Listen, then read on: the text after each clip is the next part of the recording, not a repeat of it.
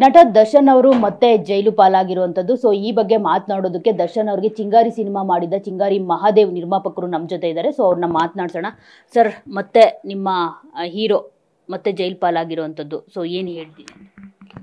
But ಇದಾಗಿರೋದು ಇಂಡಸ್ಟ್ರಿಗೆ ಒಂದು loss ಆಗಿದೆ ಅಂತ ಹೇಳ್ಬೋದು. ಯಾಕಂದರೆ ಇಂಡಸ್ಟ್ರಿಗೆ ದೊಡ್ಡ ಲಾಸ್ ಅಂತ ಹೇಳ್ತೀನಿ. ಯಾಕಂದರೆ ಅವ್ರು ಇದ್ದಿದ್ದರೆ ಅಟ್ಲೀಸ್ಟು ಥಿಯೇಟ್ರವ್ರಾಗಲಿ ಕಾರ್ಮಿಕರಾಗಲಿ ವರ್ಷಕ್ಕೆ 2 ಸಿನಿಮಾ ಮಾಡ್ತಿದ್ರು, ಅವ್ರಿಗೆಲ್ಲ ಕೆಲಸ ಸಿಗ್ತಾಯಿತ್ತು.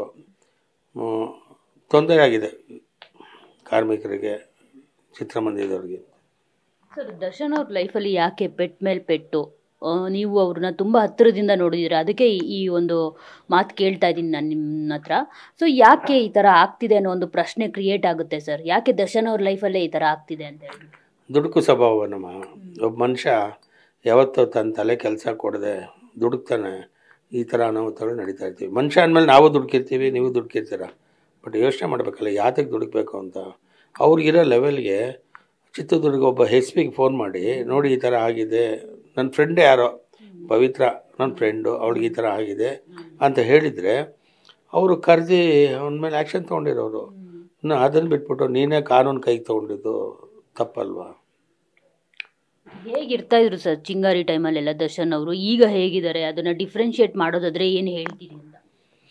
ಚಿಂಗಾರಿ ಟೈಮಲ್ಲಿ ಚೆನ್ನಾಗಿದ್ರಪ್ಪ, ನಮಗೂ ಅವ್ರಿಗೂ ಬಾಂಧವ್ಯ ಚೆನ್ನಾಗಿತ್ತಮ್ಮ.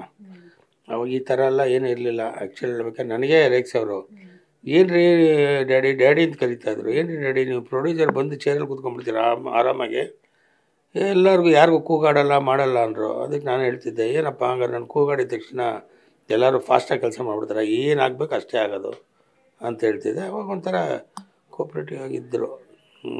ನನಗೇನು ಅವರಿಂದ ಏನೋ ತೊಂದರೆ ಆಗಿಲ್ಲಮ್ಮ. ಸ್ವಲ್ಪ ಲಾಸ್ಟ್ ಒಳಗೆ ಗೊತ್ತಲ್ಲ ನಿಮಗೆ, ಈ ಹಣ ಇರೋ ಕಡೆ ಇದ್ದು ಮೈ ಮನಸ್ಸು ಇದ್ದೇ ಇರ್ತಿದೆ ಅಲ್ವಾ, ಅಷ್ಟೇ. ಒಂದು ಸಣ್ಣ ಪುಟ್ಟ ಇನ್ಸಿಡೆಂಟ್ ಅಷ್ಟೇ.